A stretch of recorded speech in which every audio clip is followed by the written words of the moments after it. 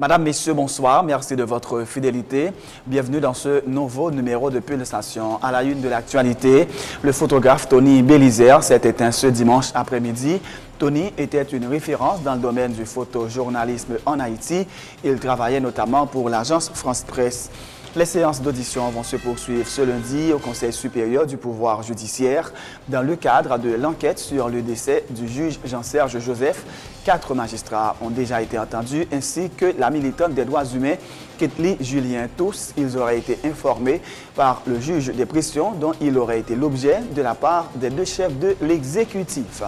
Le Premier ministre Laurent Lamotte sera auditionné mardi par la commission d'enquête sénatoriale sur la mort du juge Joseph. C'est la seule personnalité dont le nom est cité dans cette affaire qui jusqu'ici a gardé le silence. 2 hommes identifiés comme des homosexuels sont morts après avoir été agressés physiquement vendredi dernier lors de la marche contre le mariage gay organisée par des organisations religieuses. Le gouvernement dénonce, nous citons, des débordements indignes d'une société qui se veut démocratique et appelle la population à faire preuve de plus de tolérance. Dans l'actualité internationale, une vague d'attentats à la bombe et de fusillades a fait 13 morts dimanche en Irak, portant à 70 le nombre de personnes tuées au cours du week-end. Philippe est devenu ce dimanche le nouveau roi des Belges, juste après l'abdication de son père Albert II.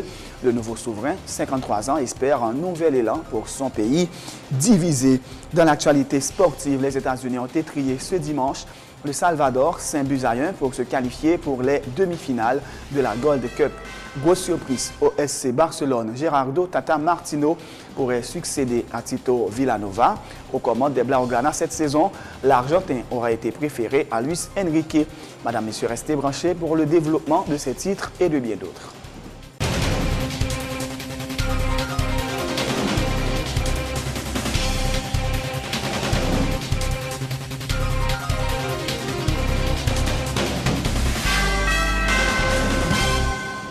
De Rechef, bienvenue dans le développement du journal en couverture. La presse haïtienne est en deuil. Le photographe Tony Bélizer s'est éteint ce dimanche après-midi. Tony était une référence dans le domaine du photojournalisme en Haïti.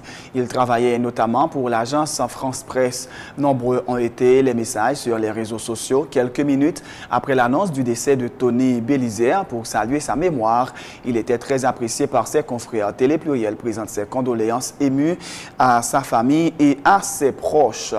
Autre point de l'actualité, les séances d'audition vont se poursuivre ce lundi au Conseil supérieur du pouvoir judiciaire dans le cadre de l'enquête sur le décès du juge Jean-Serge Joseph.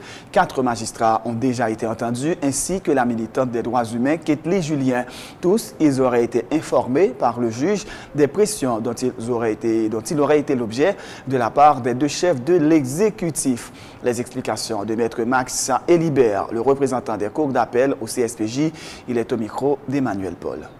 Le lendemain, c'est-à-dire après l'audition du doyen et 2 autres magistrats, le lendemain, nous attendons d'autres magistrats, 2 autres magistrats encore. Nous attendons des citoyens, des citoyennes, qui pas des magistrats. Nous attendons des parents, juges là qui offrent tête. Parce que c'est des gens, d'après eux-mêmes, que le juge là quand on parlé avec eux, citoyens, citoyennes et parents ça qui estiment qu'il y a des choses à dire pour faire avancer le dossier, ils se sont proposés. Nous attendons et ils attendent encore. Parce que tellement il y a pour dire, la déclaration est tellement abondante. Et en gros, on a dit qu'il y a une évolution dans le dossier. Mais seulement, enquête, nous en sommes enquête à charge ou à décharge. C'est-à-dire, nous ne sommes pas parti pris, nous ne sommes pas préjugés. C'est la vérité que nous cherchons, ce n'est pas une vérité. Donc, on continue le travail. Mis à part juge Jean-Wilner Morin et quel autre magistrat encore nous attendons dans dossier? Il y avait le magistrat Bélizer, Lamar nous attendait. Chaque monde peut un petit goût de l'eau. Est-ce que éléments d'information c'est des bagages qui allaient, c'est-à-dire dans le sens qui a fait avancer l'enquête là, bien que vous n'avez pas le droit pour révéler donc information? Nabdil, oui, l'enquête a avancé, elle a évolué. Nous-mêmes qui pas témoins, pas de connaissance, nous commençons à comprendre. C'est ça, nous allons avancer, mais nous ne pouvons pas dire dans quel sens. Quel type d'enquête CSPJ a fait? Est-ce que c'est une enquête pourtant des magistrats pour connaître? Disciplinaire, parce que discipline juge, nous en sommes responsables. Donc c'est ça, puisque des juges cités dans des situations qui ne sont pas normales. Donc Nous avons fait une enquête disciplinaire pour avoir une idée. Mais même l'autre personnalité nous tendez, à part Samuel Madistin et... Nous pas attendre Samuel Madistin. Est-ce que nous pouvons tendre nous si besoin est, si le conseil a décidé ainsi, et si que conviction nous pas qu'on fait, si nous avons besoin de plus d'informations. Combien de temps CSPJ va être lié dans le cadre d'enquête ça? Nous autres, contrairement aux autres secteurs, nous pas limités. Parce que pas oublier, c'est nous-mêmes qui nous avons une décision pour nous prendre quand même. Il faut que nous ayons besoin de plus de temps, nous avons besoin de plus de lumière, plus d'éclairage, tout. Donc c'est ça qui fait nous pas presser nous-mêmes. Mais nous pouvons arriver sur le niveau de l'hôpital Bernard Mesure, puisque moi... Non, nous ne pouvons pas arriver dans phase ça. Si besoin est, oui, et si le conseil le décide ainsi. Le fait que cadavre n'est pas ici encore, est-ce que ça pas un handicap pour nous? Ils sont handicap, mais pas un handicap majeur. Donc, la vérité a toujours fait surface. Il y a d'autres moyens, d'autres éléments.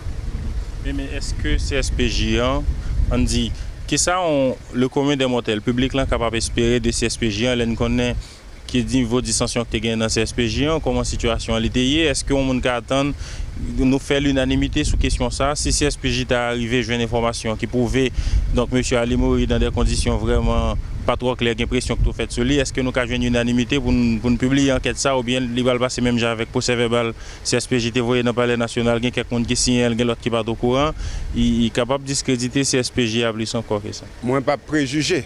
Je fais confiance à l'autre parce que ce sont des responsables avant tout qui ont une mission, je crois, plus que jamais. Ils ont mûri. CSPJ souhaite gagner 1 an d'existence. Ils ont mûri. Ce n'est pas une boutique privée. Ils ont géré son institution de l'État. Donc, ils ont un engagement, ils ont une responsabilité pour aujourd'hui et pour demain. Et je souhaite que parce que nous avons une nuance, pas de monde qui est égal à l'autre, qui est même jamais, mais au moins, que pour l'essentiel, nous entendons, parce que on travaille pour la société. Donc, on dit la société a sa vérité. Est-ce que le fait doyen il gagne toute implication? Parce que je dis, le licencié personnage principal dans le dossier, ça. Pas ta gagner nécessité pour ta disposition qui prend, soit pour mettre en disponibilité ou bien pour un geste qui fait quand même. Vous pensez que le travaille dans toute sérénité là, dans le niveau tribunal? Là, le conseil aura à décider. Pourquoi il y a un bagage pour dire, mais c'est le conseil la captive. Il y a un RNDDH dans la lettre qui était envoyée pour nous avec PHDH. Il était dit qu'il y a un agent de sécurité, juge Jean-Serge Joseph, qui sont hommes de confiance, qui lui-même t'a parlé, qui expliquait qu'il était pour ton jury, pour doyen, pour ministre justice là. Est-ce que nous avons des hommes de confiance ça déjà et lui-même lui parler avec nous? Nous ne pouvons pas attendre. Et vous croyez que le conseil là, il y a pour le temps d'elle, si besoin est. Est-ce que M. Libert est capable de garantir dans nos conseils là, c'est qu'enquête ça, lui va poursuivre indéfiniment et qu'on va sortir dans le niveau CSPJ? Il faut qu'il campe, par contre, dans quel sens et décision a sorti, si c'est à charge ou bien à décharge, mais il faut qu'il y ait une décision qui dit parce que c'est une institution de l'État. L'État veut dire société a créé, il faut qu'il informe la société, il faut qu'il dise la vérité. Prochaine étape, prochaine édition qui gagne dans le cadre d'enquête là toujours. Et il y a des gens qui nous attendent déjà, nous pour retendre à partir de lundi, et que il y a un peu d'autres monde qui après les offrir témoignage tout. Donc, je crois je ne peux pas révéler, mais il y a un peu de monde sur l'islam. Une question pour nous terminer. Là, rien dit, CSPJ va faire audition simple, il y a un détecteur de mensonges. Est-ce que c'est vrai? Comment on fait? Quelle méthode? Simple. Méthode simple. OK? Non, pas de bagage comme ça. La commission sénatoriale d'enquête sur le décès du juge Jean-Serge Joseph s'est entretenue vendredi dernier avec le doyen du tribunal de première instance de Port-au-Prince, Maître Raymond Jean-Michel, et les juges instructeurs Bernard Saint-Ville et Bergeau Surpris et Maître Samuel Madistin. Le premier ministre, Laurent Lamotte, sera entendu mardi prochain. Tout à fait autre chose, 2 hommes identifiés comme des homosexuels sont morts après avoir été agressés physiquement vendredi dernier lors de la marche contre le mariage gay organisée par des organisations religieuses. L'information est confirmée par le gouvernement qui dénonce, nous citons, des débordements indignes d'une société qui se veut démocratique et appelle la population à faire preuve de plus de tolérance. Le débat sur un sujet aussi complexe doit se faire dans le dialogue, dans le plus grand respect des droits de la personne, indique une note du bureau de communication de la ministre déléguée auprès du Premier ministre chargé des droits humains et de la lutte contre la pauvreté extrême, Rosanne Auguste. Le gouvernement appelle la police à faire une enquête sur les circonstances de la mort des 2 personnes.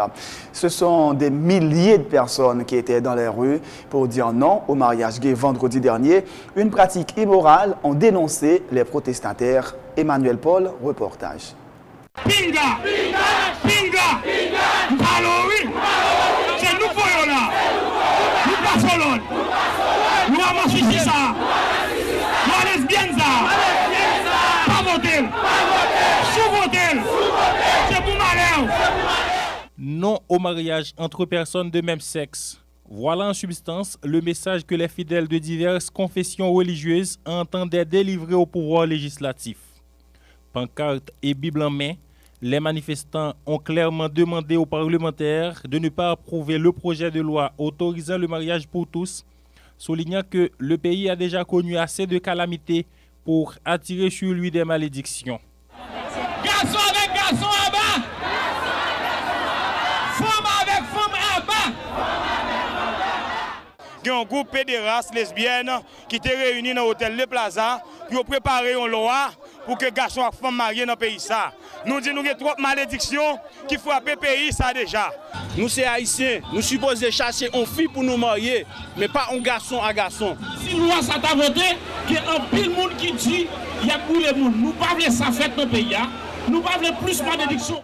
Tout ça, bon Dieu, pas de voler. T'es gourmet pour lui, nous-mêmes nous supposons gourmet pour lui. Mais je ne dis à nous pas capables d'accepter homosexuel, nous pas d'accord. Parce que la Bible interdit ça.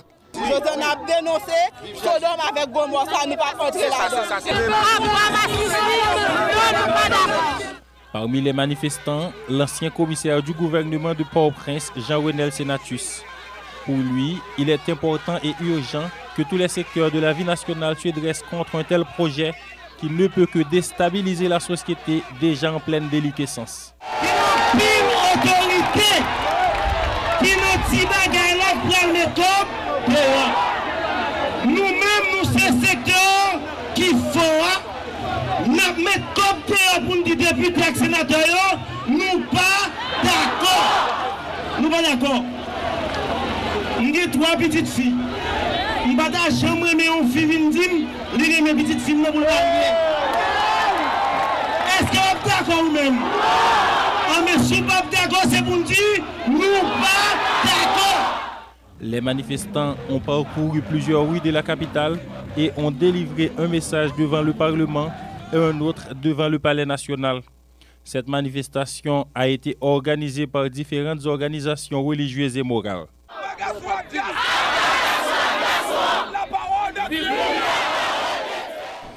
Le ministre des Finances, Wilson Lalo, aurait promis vendredi dernier aux députés que les fonds de développement des collectivités seront débloqués avant la fin de l'exercice fiscal en cours. C'est l'une des conditions préalables au vote du projet de budget pour l'exercice 2013-2014, a indiqué le député d'Aquin. Fritz-Gérald Bourjoli rappelle que la plupart des circonscriptions représentées par des députés de l'opposition n'ont pas eu accès à ce fonds de 10 millions de gourdes. Nous-mêmes, dans la commune d'Aquin, nous avons plus de 35 millions pour le développement de la commune d'Aquin. Et l'autre l'argent nous mettons toujours. Et que le ministre des Finances a garanti que fonds ça a débloqué avant la fin de l'exercice et que soit en août et que 2013. Est-ce qu'on croit dans ça que le ministre des Finances a comme garantie puisque l'exercice fiscal a déjà fini? Non, et que c'est en septembre la prend fin et que en août. En un mois. En août, il y a une garantie formelle et le renchéri. Le ministre des Finances renchéri pour dire que par contre, il a menti. Il a insisté sur le fait et je pense que et nous avons devant nous le mois d'août n'est pas le mois de septembre et nous avons parti le deuxième lundi du mois de septembre et je pense que il y a des sanctions qui prend sur pas qu'un mémoire avant le deuxième lundi du mois de septembre. Garantie ou même seulement pour faire dormir ou bien? Non, moi-même, mais c'est président Chamblan et président de la commission financière qui a dit tout député ça, moi-même, moi, je l'ai directement dans la bouche ministre financier qui sont hommes d'État et c'est lui-même qui dit le matin, il dit personnellement, il dit par contre, c'est ça seulement que nous avons besoin avant de passer dans le budget 2013-2014 pour nous reconnaître comme ça, côté il dit c'est plus que 1 milliard et quelques et qu'il dit il a débloqué pour tout le monde, c'est ça qui fait pas qu'on commence. Dans le cas contraire, on va pas vous faire représenter. Non, dans le cas contraire, parce que tout député parle de backup à la fin. Avant deuxième lundi du mois de septembre pour nous partir en vacances et que si on n'a pas respecté le mot, on a sanctionné, on a renvoyé le gouvernement tout entier. Autre point de l'actualité, l'Agence américaine pour le développement international et la Brasserie nationale d'Haïti, BRANA, ont signé vendredi un protocole d'accord établissant un partenariat en vue du renforcement de la production locale et de la capacité de stockage du petit mil utilisé dans la production du malt à hache. Une assistance technique sera fournie aux fermiers qui recevront également une formation en vue d'augmenter leur production qui seront vendues à la BRANA et cela ne peut que contribuer à augmenter leurs revenus, a indiqué le directeur AI de l'USAID en Haïti, Mark Anthony Wright. Je suis très content de participer à cette cérémonie qui marque aujourd'hui un moment important dans le partenariat entre le secteur privé, représenté par BRANA, et l'USAID. Comme je le dis souvent, Haïti va se développer. Haïti va se développer dans tous les domaines. Haïti est trop riche pour être considéré comme un pays pauvre. C'est dans cette optique que je viens signer au nom du gouvernement américain ce protocole d'accord avec Brasserie nationale pour marquer l'intérêt que nous portons au développement du secteur privé à Haïti.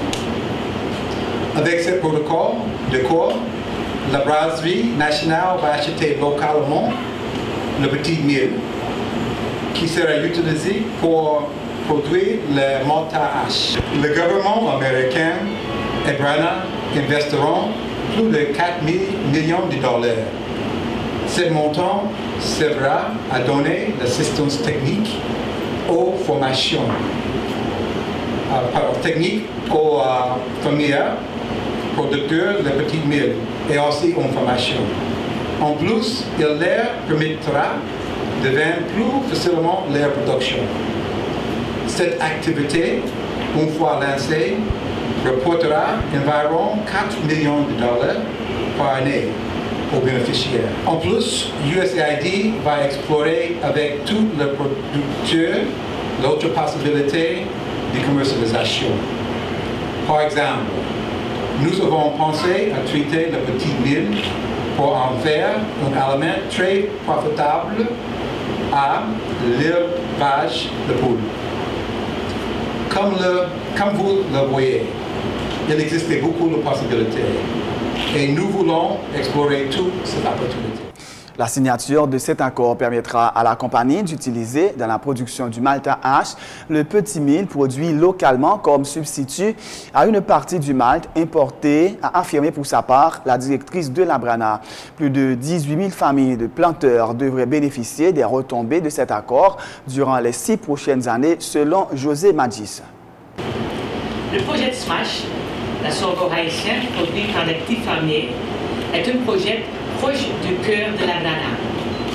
Cela a démarré il y a 1 an et c'était une découverte de trouver des fermiers motivés et assez organisés pour qu'on puisse avancer vite. Aujourd'hui, avec le support de l'USAID, on peut agrandir l'étendue de ce projet encore plus, ce qui est très important pour les fermiers et le secteur agricole haïtien. Nous remercions profondément le USAID pour cet appui. On dépend des organisations locales qui nous ont supportés pendant toutes les phases de ce projet déjà jusqu'à aujourd'hui. Notamment l'association des fermiers FEDEPAT, mais aussi Papyrus pour leur project management et Shibas pour leur connaissance du sorgho, les différentes semences et les techniques agricoles. Avec eux, on va maintenant avancer ce projet. Le projet SMASH renforce encore une fois le rôle que la BRANA joue depuis 40 ans déjà dans la communauté haïtienne. Bien sûr, un projet comme ça, on investit énormément dans la formation des fermiers.